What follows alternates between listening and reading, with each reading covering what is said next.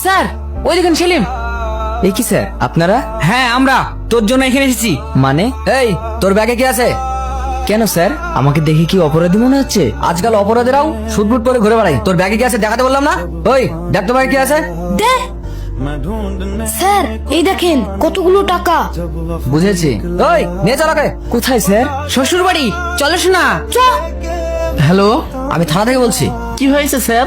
আপনার মেয়ে জুয়েলারি চুরি করার কমপ্লেন করেছিল, অপরাধী ধরা পড়েছে। আপনি একটু তাড়াতাড়ি আসুন। কি চুরির কমপ্লেন?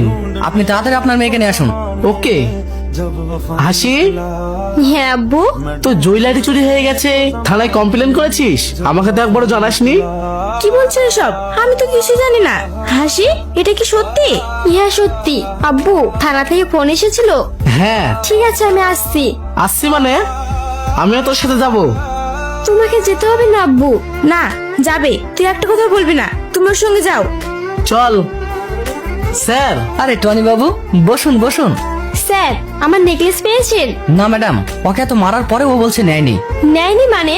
আমার পুরো বিশ্বাস ওই নিয়েছে, কোথাও বিক্রি করে দেয়নি তো? সেটা সঠিক বলতে পারছি না, তবে ওর কাছে কিছু টাকা পাওয়া গেছে। টাকাগুলো নাকি ওর বন্ধুর। স্যার, ও আপনাকে মিথ্যা বলেছে।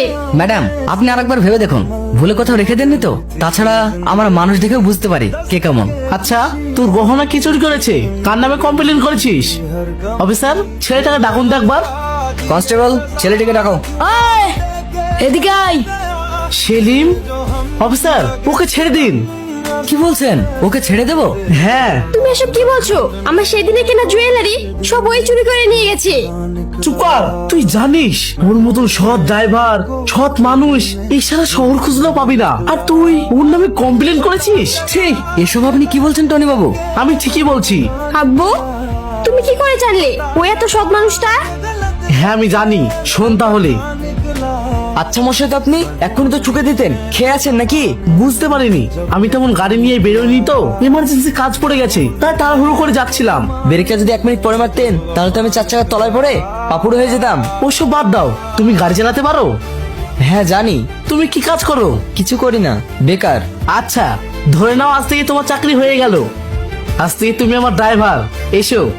কি হলো, কি ভাবছো? আমি টিএস ইন্ডাস্ট্রির মালিক, তাড়াতাড়ি এসো, আমার একটা ডিল আছে। ঠিক আছে।